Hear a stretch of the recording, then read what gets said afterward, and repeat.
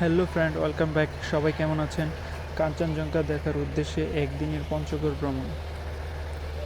আমরা তিনজন যাচ্ছি, আমি, ইমরান আর আমাদের শ্রদ্ধেয় বড় ভাই রবিউল ভাই।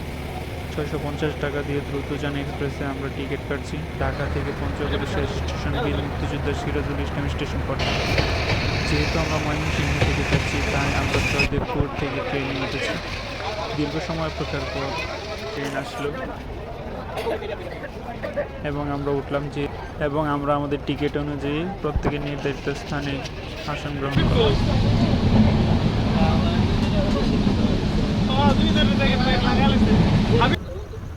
দিনের বেলায় অনেক ঘুরতে হবে, তাই আমি ট্রেনে আমার সিট পেয়েই ঘুমিয়ে পড়েছিলাম। হঠাৎ জেগে দেখে আমরা সিরাজগঞ্জের কাছাকাছি বঙ্গবন্ধু স্টেশন। তারপর ইমরান আর রবিউল ভাইকে দেখতে চাই, দেখি তারা সবাই ঘুমিয়ে পড়েছে।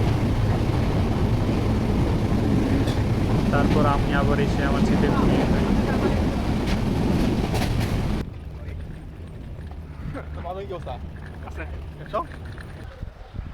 তারপর স্টেশনে এসে আমি আর ইমরান সবাই একটু ফ্রেশ হয়ে নিই। 6:45 আমরা পঞ্চগড় পৌঁছেছি। ঢাকা থেকে পঞ্চগড় 3টি ট্রেন যাতায়াত করে: একতা এক্সপ্রেস, দ্রুতযান এক্সপ্রেস এবং পঞ্চগড় এক্সপ্রেস। 7:20 আমরা পৌঁছেছি। এখান থেকে উঠে ভাড়া করে তারপর আমরা কোথায় আমরা যাবো? সর্বপ্রথম বাংলাবান্ধা ইন্ডিয়ান চা বাগান, এরপরে হচ্ছে আপনার আষাঢ় টিয়াস কাঁচা পাতা রং চা, এরপরে মোটা বাস হলুদ বাস, এরপরে Tetulia Mahananda Siliguri bridge, Tetulia I love, dak bungalow, Tetulia 0 point, Banglabandha 0 point, Kazi and Kazi. ধন্যবাদ। যেখান থেকে আর কেউ যে কাঞ্চনজঙ্ঘা দেখতে পায় যায় মানুষ, ওই কোন জায়গাটা বাংলা, ওইটা না, ওইটা ডাক বাংলো তো থেকে আবার ডাক বাংলো থেকে দেখে আরো একটা দেখে শিলিগুড়ি ব্রিজ থেকে, ব্রিজ থেকে ওই যে নদী থেকে, ওই যে নদীর আরো কাছাকাছি, মানে নদীর সাইডে ডাক বাংলো। তারপর আবার ভিতরে কিছু এই যতগুলো বলেন এগুলো তো আপনারাই করেন, তাই না? হ্যাঁ আমরাই করি। আপনি যদি চান আমাদের তিনজন নিয়ে কয় টাকা লাগবে বলেন, আমাদের সাথে ঘুরবেন ওই প্রত্যেকটা পয়েন্টে। হ্যাঁ, আমি সারাদিন 1500 টাকা দিন, সারাদিন বেশি হয়েছে, আমরা কিন্তু জানি ওরা আপনাকে বেশি চাইলে হবে না। আসলে আপনি বিশ্বাস করেন না করেন, আমি কালকে 1400 টাকা গেছি এখান থেকে। তাহলে ওই হয়তো এমন কোনো লোক পাইছেন যারা জানা না ওরা না ওরা রিপোর্ট নিয়ে আসে। তাইলে উঠছেন একবার টান দিয়ে দিয়ে। পরে মামাকে 800 টাকার মাধ্যমে আমরা সারাদিনের জন্য কন্ট্যাক্ট করে নিই। সকালবেলায় প্রচুর বৃষ্টি শুরু হয়। বৃষ্টির মধ্যে আমরা আমাদের যাত্রা চালিয়ে যাই। বৃষ্টি খুব ভালোই লাগলো, ঝিরি ঝিরি বৃষ্টিতে আমরা গাড়ি নিয়ে অগ্রসর হচ্ছি। নদীর নাম কি? ছোট্ট নদী পড়লো। আমি বাসে গেলে তো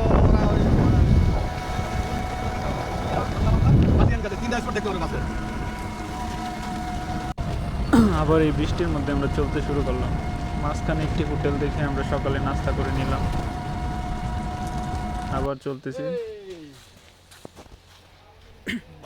আমি, ইমরান অটো থেকে নামলাম, একটা নদীর তীরে থামলাম। নদীর এই পাশ বাংলাদেশ, ওই পার ইন্ডিয়া। একটু হেঁটে হেঁটে দেখলাম। ওই পার থেকে ইন্ডিয়া না, ওই যে সাদা পিলার দেখা যাইতেছে না, ওইটার থেকে ইন্ডিয়া।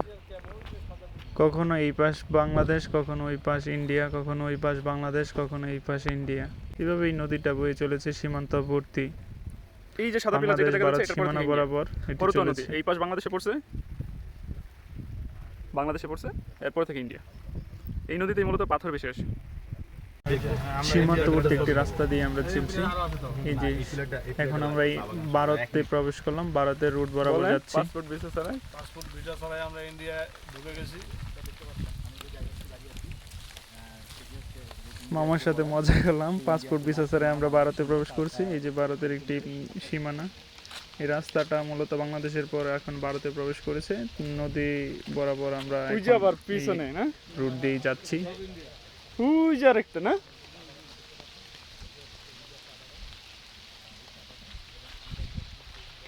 এটা হচ্ছে বাংলাদেশ না, এটা ইন্ডিয়া। কোনটা? এটা ইন্ডিয়া। এটাও ইন্ডিয়া, আবার ওইটা কি? ওই বাসের ওই সাইডে বাংলাদেশ। ওই যে বাসটা। আচ্ছা ঠিক আছে। বৃষ্টি আমাদের রাস্তাকে আরো শুভ, দুই সাইডে দিয়ে ইউক্যালিপটাস গাছ, অনেক সুন্দর একটা রাস্তা।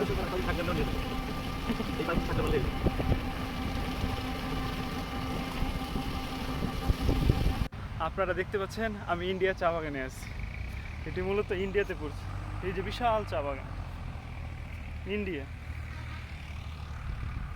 এই যে আমার পিছনে সাদা পিলারটা দেখতে পাচ্ছেন, এটার আপনার ওই পাশটা হচ্ছে বাংলাদেশ আর এই পাশটা হচ্ছে ইন্ডিয়া। আসেন আমি চা বাগান দেখাই।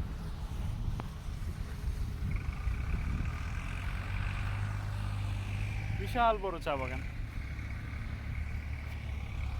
আমি এখন ইন্ডিয়া চা বাগানে আছি।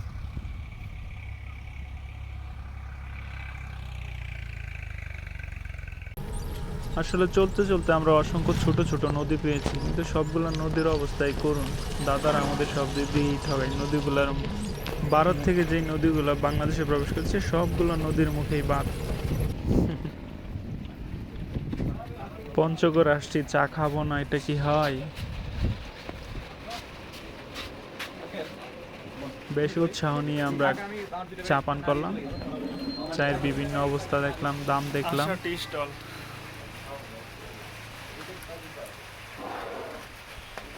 100 গ্রাম চা 1600 টাকা। এটা গোল্ডেন টি, ব্ল্যাক টি, ইউলু টি, অনেক চা। এটা একটা ব্ল্যাক টির পাতি, গ্রান নিলাম, অনেক ভালোই লাগলো গ্রান।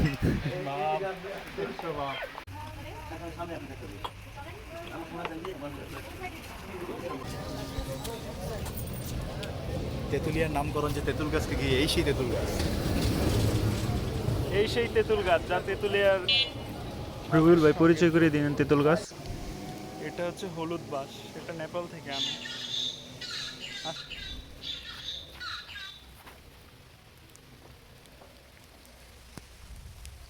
এবং পাশে আছে বোম্বে থেকে আনানো মোটা বাঁশ, বিশাল মোটা।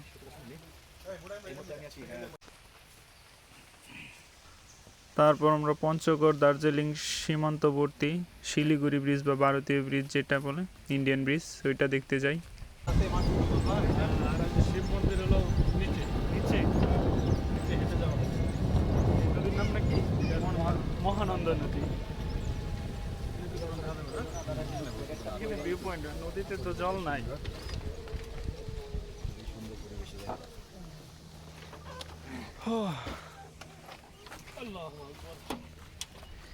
এই মহানন্দা নদী থেকে অনেকে পাথর সংগ্রহ করে, অনেক পরিবার জীবিকা নির্বাহ করে।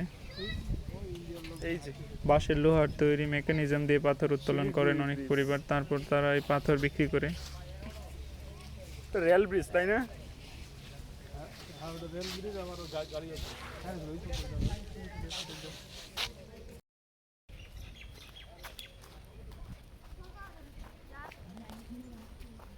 আমরা এখন যাচ্ছি মহানন্দা নদীতে পানি বলতে নেই, শুধু আছে নুড়ি আর বালু। ওইদিকে একটা শিব মন্দির আছে।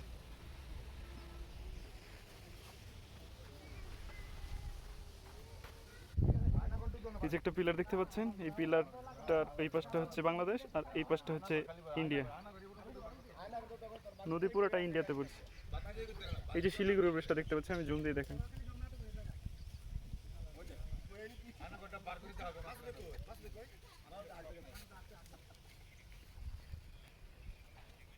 যেগুলো দেখছেন এইগুলা দিয়ে পাথর সংগ্রহ করে নদী থেকে।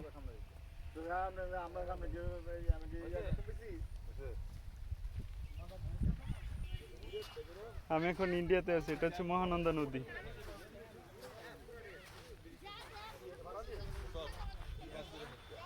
এই যে দেখছেন পিলার, পিলারের পর থেকে হচ্ছে বাংলাদেশ, আর এটা হচ্ছে মহানন্দা নদী, এটা ইন্ডিয়া।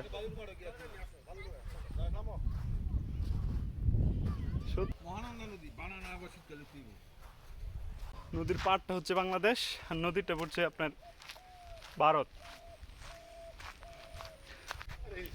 অনেক অনেক অনেক পুরনো একটা শিব মন্দির, পুরনো একটা শিব মন্দির।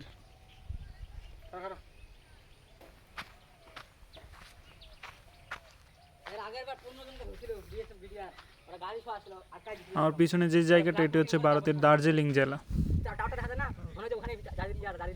মানে নদীর ওই পারে মনে হয় যে কাঞ্চনজঙ্ঘা। এই যে এইখান থেকে ভিউটা দেখা যায়, যদি আজকে দেখা যাচ্ছে না বৃষ্টির কারণে। ওই যে উপরে দেখা যায় একটু উঠছে। অল্প দাদা অল্প। এই যে এই যে আস্তে আস্তে উঠতেছে। যদি আজকে আমাদের ভাগ্য খারাপ বৃষ্টির জন্য দেখা রোদের যাচ্ছে এটা উঠতেছে আর মাথা শুধু আমরা তো কাঞ্চনজঙ্ঘা দেখছি। না, আমরা যে কাঞ্চনজঙ্ঘা শুধু শিলার পাইছি, ওই যে অন্ধকারে ডুবে যাইতেছে। একটু দাদা। খালি মাথা একটু উঠছে। ওই যে না, ওই যে সাদা একটা অংশ, ওই যে এখন আবার অন্ধকারে ডুবে যাইতেছে। এটা তো আগে মন্দির ছিল না?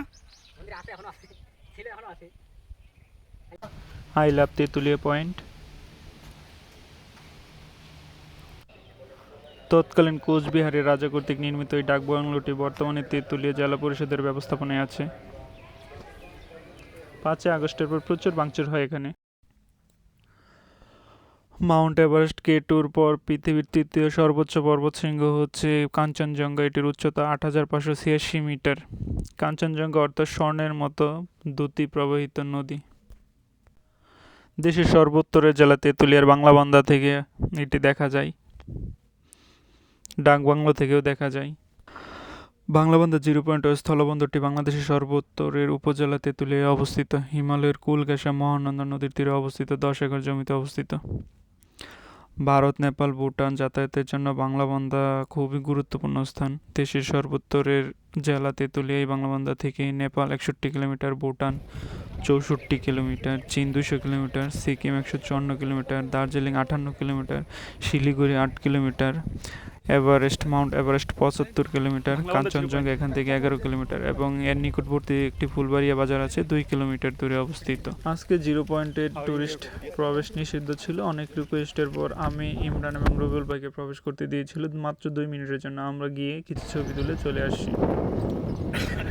তারপর একটি ভালো হোটেলে আমরা দুপুরের খাবার শেষ করি।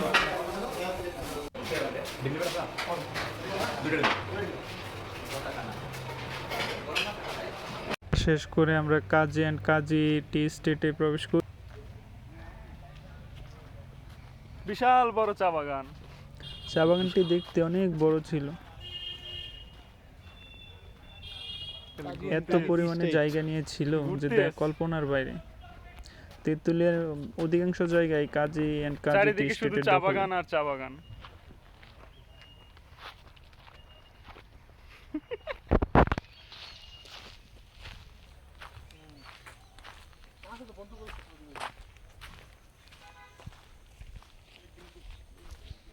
কাজী অ্যান্ড কাজী টি স্টেট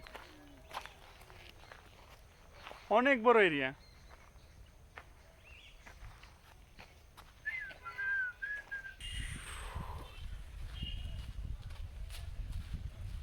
আসলে আমরা সিলেটে গেলে পাহাড়ি এলাকায় চা বাগান দেখি, কিন্তু এখানে সমতল ভূমিতে চা বাগান দেখি। পাশেই কাজী অ্যান্ড কাজী টি স্টেটের একটি রিসোর্ট আছে। এখানে রেফারেন্স ছাড়া কাউকে ঢুকতে চাই না, দেওয়া হয় না।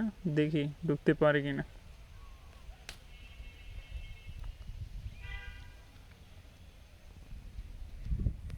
চা বাগানের আমলকি খেতে খেতে আমরা প্রবেশ করলাম। কাজী অ্যান্ড কাজী টি স্টেটে এটি একটি ব্যক্তিগত বাংলো। এটি দেখতে অনেক সুন্দর, দৃষ্টিনন্দন। এর চারিদিকে গাছ, লতাপাতা ও বাগানে সুসজ্জিত একটি বাংলো। বসবাসী নীরব জায়গায় যে কেউ ভয় পাবে, কিন্তু দেখতে অনেক সুন্দর।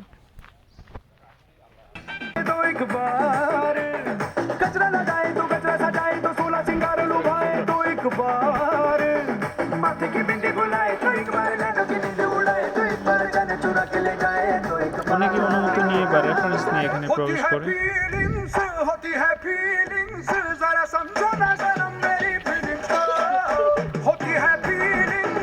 অনেক বড় এরিয়া, চা বাগান, গাছ, রাস্তা অনেক সুন্দর। বাংলোটির মাঝখান দিয়ে একটি ছোট নদী বয়ে গেছে। বিভিন্ন ব্রিজ তৈরি করে 2-1টা কটেজ এর মধ্যে সংযোগ স্থাপন করা হয়েছে। নীরব, একেবারে নীরব। এত সুন্দর সুন্দর কটেজ তৈরি করে রেখে গেছেন। রবিউল ভাই দেখে তো বকাই শুরু করেছে। গহীন নীরব জায়গায় এমন দৃষ্টিনন্দন কটেজ আপনাকে সত্যিই মুগ্ধ করবে। ঘুরতে আসছেন, বকতে আসছেন, ইচ্ছে করে টাকা সব দুর্নীতির টাকা, কোটি কোটি টাকা দুর্নীতির টাকা এনে ডালছে। এরপরে কিন্তু বন্ধ করে দেবে, ঢুকতে দিব না। ভিডিও করছেন নাকি? না না না, আমার কাছে ভালোই লাগছে। ভিডিও হওয়া দরকার না। একদিনের পঞ্চগড় ভ্রমণ অনেক আনন্দ দিয়েছে। রুবেল ভাই তো বলেইছেন যে পঞ্চগড়ের রাস্তা হাঁটলেও মজা লাগে। ওইখানে মানুষ অনেক সাদাসিধে, ভালো। এখানে কি বাঘের ভয় আছে নাকি? দেখি আমরা একটি কটেজ উঠছি, কটেজটা অনেক সুন্দর, কেউই থাকে না, এত বড় বড় কটেজ তৈরি করে রেখে দিয়েছেন।